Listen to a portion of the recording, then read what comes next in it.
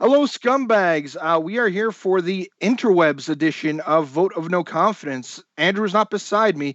I am looking across through him through my computer screen. Andrew, how you doing over there? Hey, buddy, I'm doing well. I'm contacting you over Skype.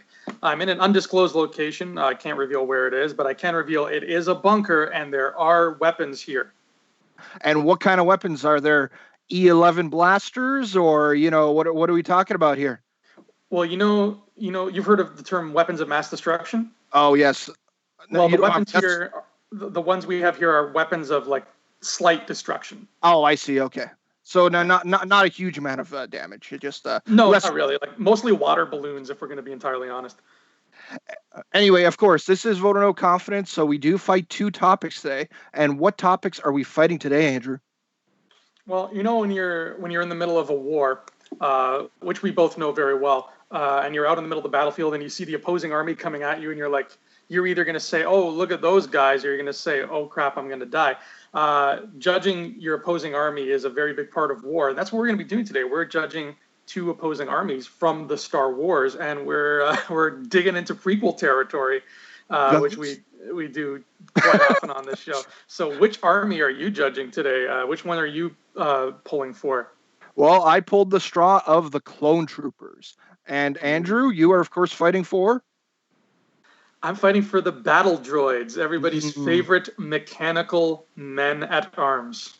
Right. So, to start off, obviously, just if we're judging the strength of both armies, battle droids don't have as much strength and as much, and just because of the way the prequels turned out, the clone troopers are obviously on the winning side. But I'm going to talk about the fun and the funness of the clone troopers exactly, and that's that in the actual movies they can be considered as faceless type of army and whatnot, but in the actual Clone Wars show, that's the amazing part of the clone troopers specifically. It's the fact that you got to distinguish guys like Rex and Fives, and I don't even know if there were specifically named clone troopers in the movies aside from Commander Cody.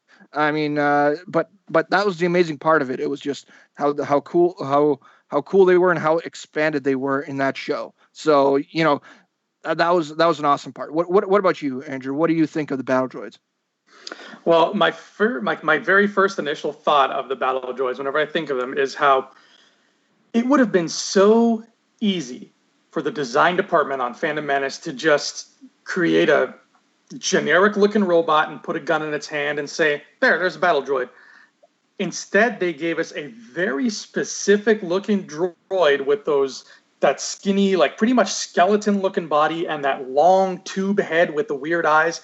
And it became iconic like that.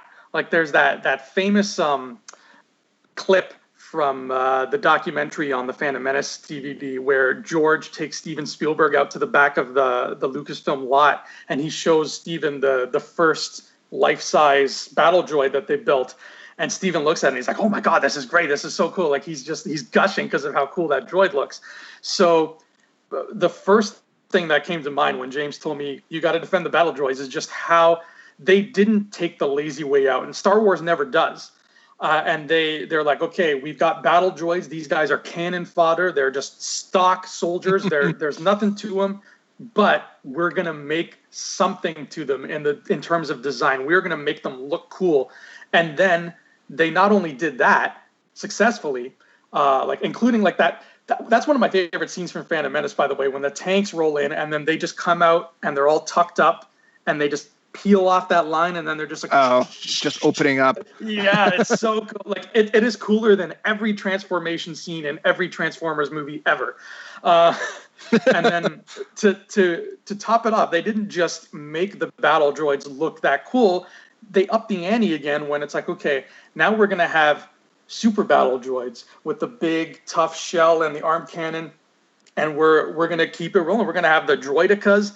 The droidicas are friggin' fantastic. The way they roll it, they're terrifying. If a droidica rolled into the house where I'm sitting right now, I would pee my pants and probably faint, and then you'd have to come save me. But you have those weapons there, right? I've got water balloons. you know what? They might work. I'm not going to lie. Water and electricity don't mix. And then you got like, they just kept adding to it. You got the buzz droids. You've got the, what are they called? The Grievous Magna Guards. So the idea of battle droids became so diverse that like the creative team just nailed it. Every time you saw a new droid, whether it was in the Clone Wars cartoon or the Battle of Geonosis, you're just like, this is perfect. This is exactly what I expect from the people behind Star Wars. Oh yeah, I gotta give it. It's true that the battle droid designs may be pretty cool, but always the problem, and especially even though you were describing that pretty cool scene of them coming out and actually on coming out of like opening up and getting ready to fight the Gungan army. Moments later, they're getting pretty much slaughtered by those Gungans. Jar Jar's taking them out by the dozen, and yeah, using the booma exactly. And so that was always the problem with those, like even the super battle droids, they got kind of dummied at the end too, right? So despite how cool they looked and how fun they may have been to some people, they couldn't enact like as an actual proper army. The clones, I think, in a way, the prequels kind of made you think is like Emperor, did you really make the right decision by getting rid of the clones and bring in your dummy stormtroopers that couldn't hit a tin can from across 6 feet away? Like the thing that the clone troopers did was they showed that they were actually like badasses. They were actually a really good functioning army for the Republic at that time, and just the fact that it brought out so much character out of them in the Clone Wars, expanded like exactly who these characters were, like just to be so cool where it's just like, hey, these clones, they're the clones of Jango Fett, Boba Fett's father. That was pretty amazing. And the fact that it just like altogether with this clone army, you started to think like, again, Emperor, did you make the right decision? Like, maybe you should have hung on to these clones and kept them as your stormtroopers for the original trilogy. Like at that time, like I'm time framing it in that way, but I don't know what other way to do it. But in the way, like when they moved to being the Empire, that maybe they should have kept those clones. And just again, the fact that Rex is just such a well-liked character, like the only one I can really think of from the droids that was like a notable character and that actually came back was that in that Rebels episode. Spoiler, if you guys have not seen Rebels, there is an episode where they bring back the droid army, and then they have that I don't know what he's called, commander droid or whatever. I actually watched this with you and James. We watched it as it aired. That was the only episode of Rebels I've ever watched live. Oh, okay. It's always just pre-recorded, I guess. Yeah. Yeah.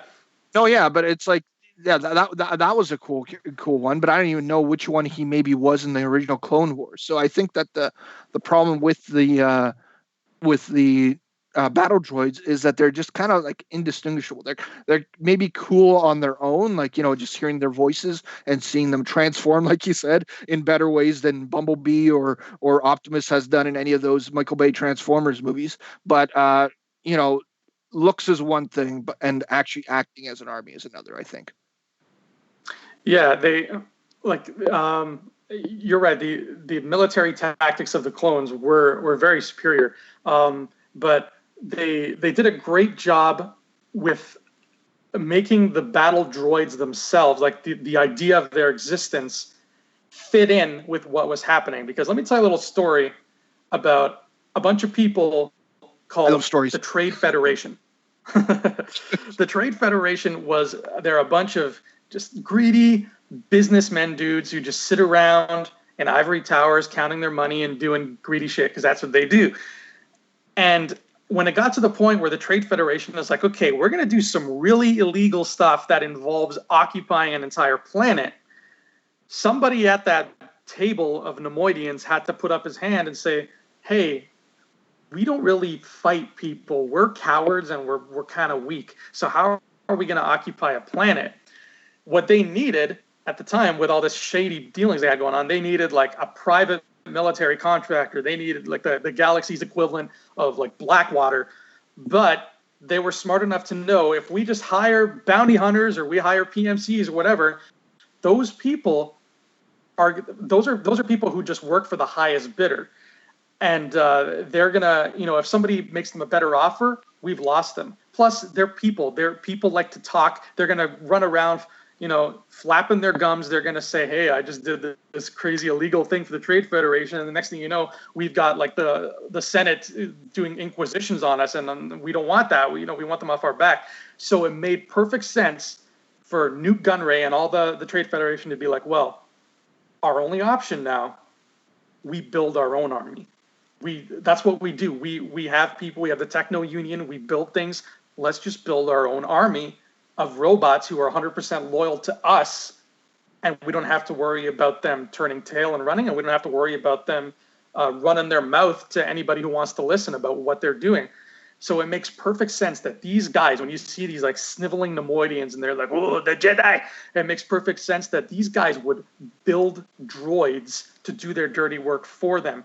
And even insofar as like their fleet, I mean, clone troopers and stormtroopers, they get into a ship and they fly it. The droids are the ships. Like the Nemoidians didn't even want to trust like pilots. They were just like, we're going to build this ship that flies itself, because that's the kind of guys they are. It was a flawless way of creating these robots in a storytelling way to show just what kind of people the Trade Federation are and what lengths they'll go to keep their operations secret from everybody.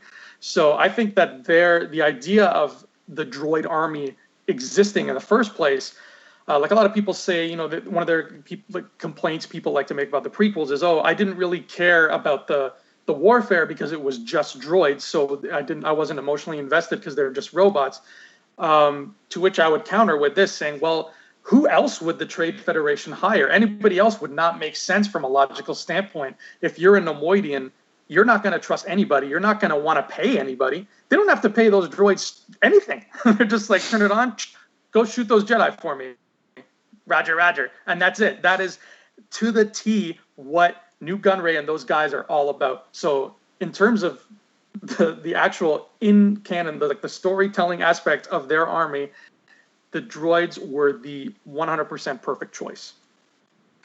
Yeah, I agree with him. Maybe the design of saying, hey, let's build droids and let's use that as an army is a good thing, because, again, the droids are something that you can control.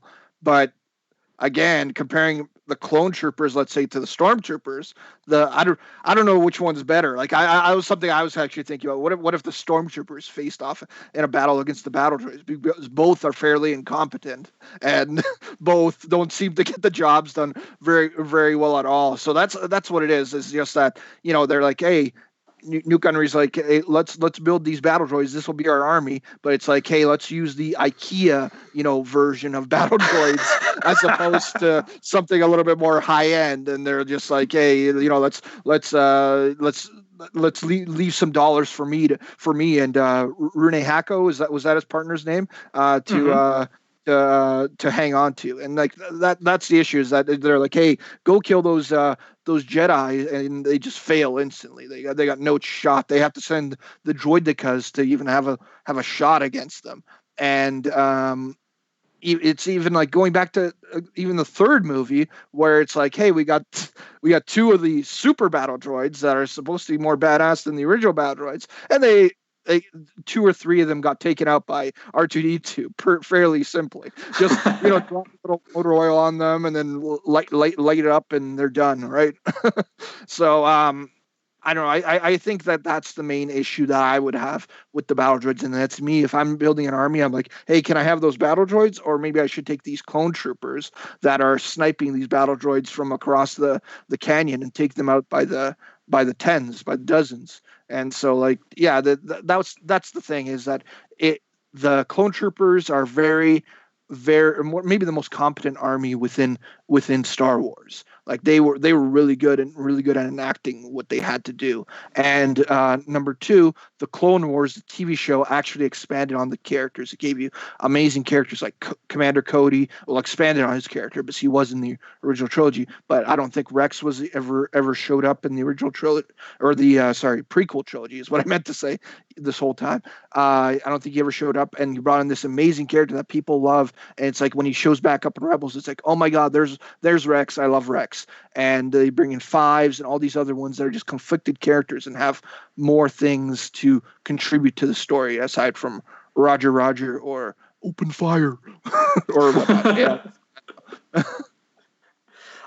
Well, to your point about expanded characters, you're right. I love Rex. Rex is my boy.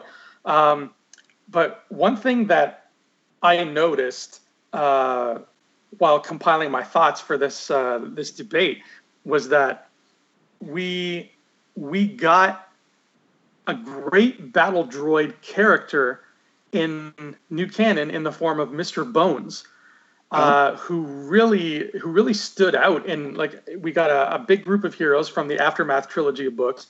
There's like 5 heroes that we follow for that trilogy, and arguably the best one is Mr. Bones. I mean, whenever he shows up, it is just like he steals every scene he's in. For those of you who haven't read the Aftermath books, Mr. Bones is a Mark I battle droid, like straight out of Phantom Menace, who young Snap Wexley finds his body and just sort of like recalibrates it, and like he carves like fangs into it and covers it and stuff, so it looks like it's got all these like beads on it like a witch doctor and like blades on its arms, and he basically programs it to be like his best friend. So Mr. Bones is always following him around and saying like, I will kill anybody who hurts you, master. So Mr. Bones was a fantastic part of those books. And we also got another great battle droid character in the form of a Mr. General Cornelius Grievous. General Grievous is, and for lack of a better term, he is now pretty much 90% a battle droid, except for just the sack of organs that's still sitting inside his shell. And Grievous was like my favorite prequel villain after Sidious. And he, again, in Clone Wars really fleshed him out. We got a lot more of Grievous. We got to see like how he operates on a more intimate level. And every time Grievous comes on screen and he does that crawly thing where he goes into like a yoga position and he just starts crawling. Like Grievous just like, he makes my day every time I see him. And I know your point is for the clones, but when I was compiling these thoughts, I realized we got Grievous and Mr. Bones before we got The Force Awakens. So we got them before we got Finn, which means we got 2 standout battle droid characters before we ever got one standout stormtrooper character, which I think is a great just example of how the battle droids are really a lot more fun than people give them credit for. And there is a fan, fans like them. Fans want to see more of them. And whenever we do see them, like, we just have a blast. Well, yeah, I'm not really familiar with Bones. Like I said, in terms of the Aftermath trilogy, I've only read I want to say like a third of the first book, because again, I tried to read it 3 times. I think I had this discussion with you. It's a tough book. It was tough to get through, but I got through the parts where Bones showed up, and he seemed like a cool character. But it's like I was reading the characters, and I didn't much care for Snap or what's his actual name? What's his real name? Temmin. Temmin. Okay, I was going to say Cayman or something like that, but close enough. And yeah, I don't know. I mean, it's up to you, but I don't really consider Grievous really a battle droid. Like, he's not a part of the army. Like, he seems like a character completely. Like, he doesn't seem like he's a version of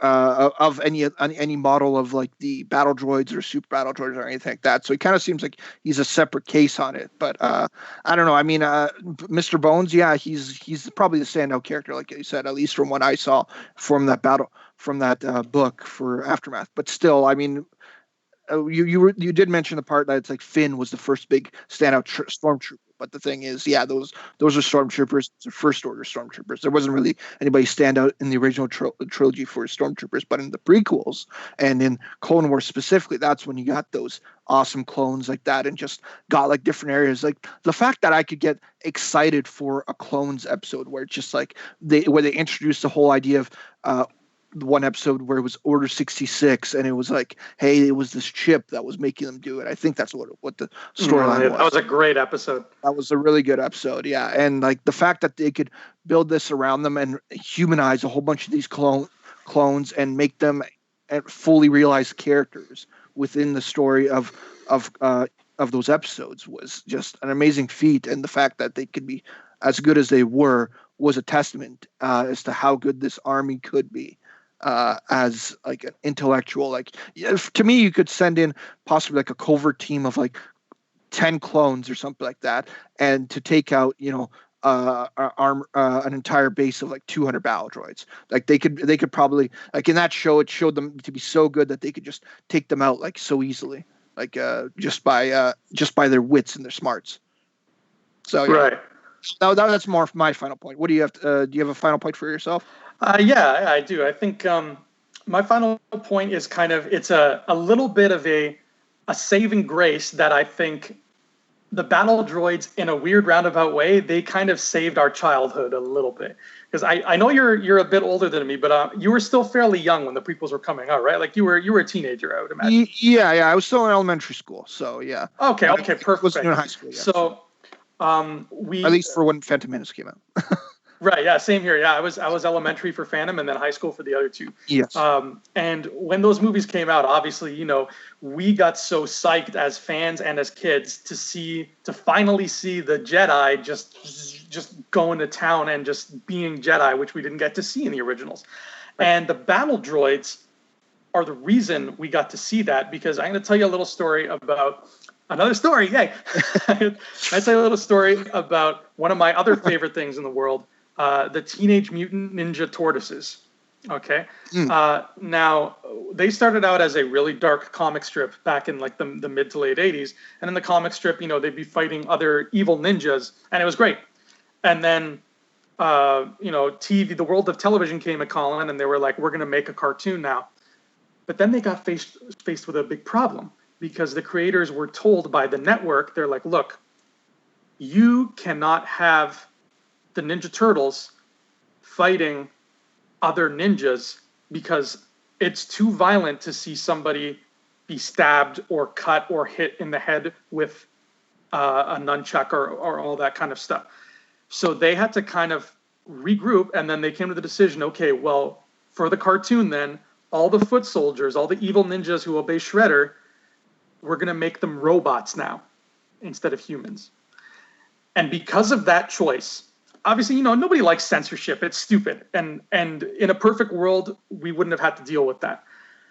But because we got robots as the foot soldiers, we as kids were able to watch our turtles just go to town every time there was a fight. And like Leonardo would just be like, he would swing his sword and like cut the heads off 5 foot soldiers, and it would be okay. We could see that because they were robots, and you can cut off robots' heads without censorship getting in the way.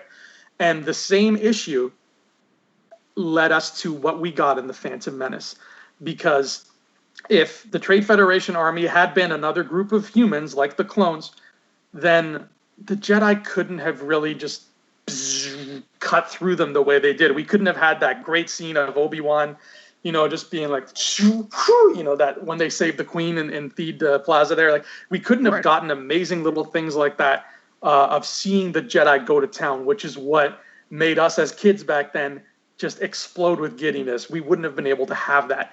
And like I said, I know it's not the greatest thing when you have people like George Lucas or people like the cartoon networks on TV who are just like, no, we have to censor everything because we don't want to see people get punched. But if we're going to have to live in that unfortunate censorship world, then the droids and like these robots and the foot soldiers, they were our saving grace. They allowed us to get what we wanted. And thanks to the Battle Droids, we got to see the Jedi we have always wanted to see. And I stand by the fact that if they had been human villains, if it had been a human army, we would have gotten a much more watered down version of those Jedi. Yeah, it's just separate from the argument, but it was funny that they created that army so they could behead them and cut them to pieces and whatnot. But apparently Lucas was just fine with Mace Windu just slicing off Django's head and attacking clones. That's true. So that is very true. That's kind of funny. But either way, these are our arguments. So now it's your turn, fans. Now it's your turn to say what army is better? Is it the clones or is it the battle droids? Comment below. Let us know because we always read your comments. We like hearing what you have to say. So yeah, Andrew, anything else you want to say to our wonderful fans? I want to say, may the force be with you, fans, because you guys are awesome. May the force be with you always. Hey scumbags, thanks for watching. Don't forget to give us a thumbs up on our video. As always, please subscribe to our YouTube channel, Rebel Scum Podcast, for all the latest videos.